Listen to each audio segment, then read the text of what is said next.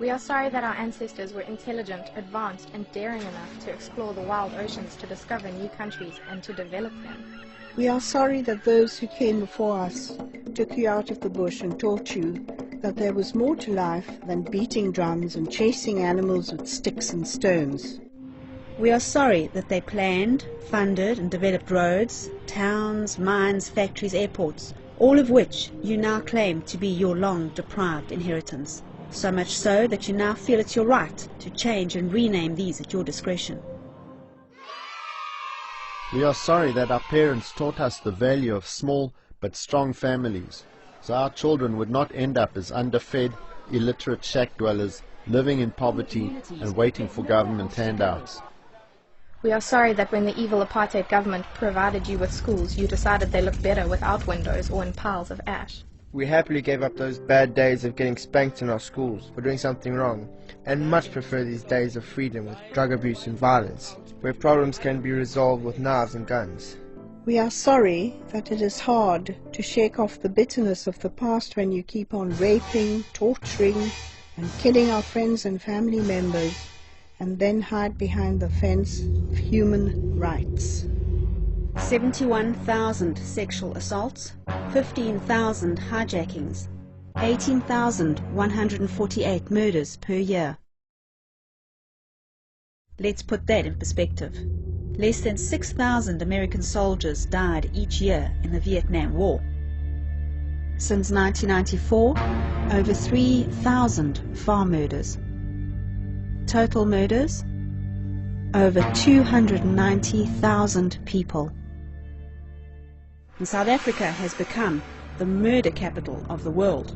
We are sorry that we do not trust the government. We have no reason to be suspicious, seeing that there has never been a case where any of these poor, hard-working intellectuals have ever been involved in any form of corruption or irregularities.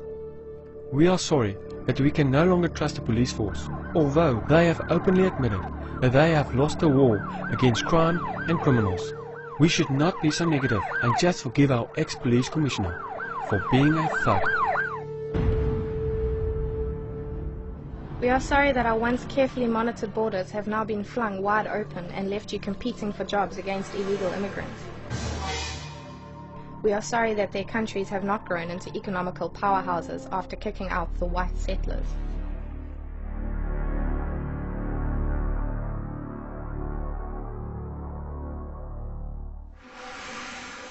We are sorry that we don't believe in witchcraft, beetroot and garlic cures, urinating in public or trading women for cattle. Maybe we just grew up differently and don't appreciate superstition, ignorance, and these cultural practices.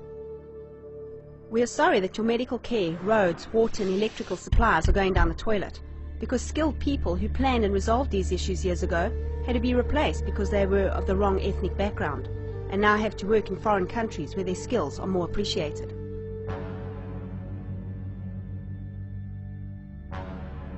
We are so sorry that billions of taxpayers' money that should have been used to uplift the poor has been consumed by the constant bailouts of incompetent management teams. We should rejoice with the executives who reward themselves with performance bonuses for services they don't supply, and learn how they do it, so we can all take advantage of taxpayers' money. We are sorry that you have so easily accepted the lies of your politicians as they blame apartheid for their failures and give you little or no service delivery. Here are a few statistics that they don't want you to know about during those evil apartheid years, 1948 to 1994. The average wage of blacks was 3 times higher in South Africa than anywhere else in Africa. Of all black people owning cars in Africa, 85% of them were in South Africa. The infant death rate was under half of the rest of Africa. The average life expectancy of South African blacks rose by nearly 30 years, from 36 to 64 years.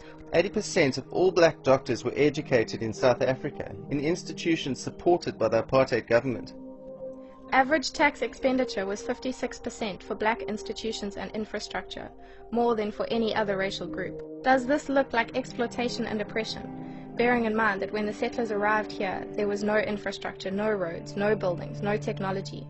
The use of the wheel was not even evident. In fact, there was nothing to signify any kind of permanent occupation or infrastructure at all. Everything was either imported, designed, developed, or bought and paid for by the settlers.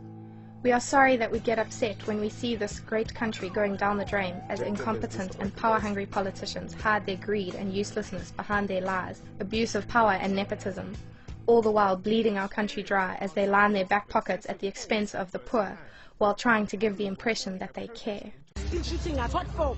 What have we done to deserve this? We are prepared to take up arms and kill for Zuma. We are sorry and should really try harder to be more tolerant and understanding instead of getting frustrated with high levels of crime, poor service delivery, incompetence and corruption. We are sorry that party politics is more important than the welfare of the people you are supposed to govern. We are so sorry that we have to make a film like this in an effort to get South Africans to wake up, stop accepting all these lies, and let people who have the proper skills and moral standards once again lead this country back to prosperity for all, regardless of their racial category. We are sorry, but we would like this country to fulfill its potential so we can once again be proud South Africans.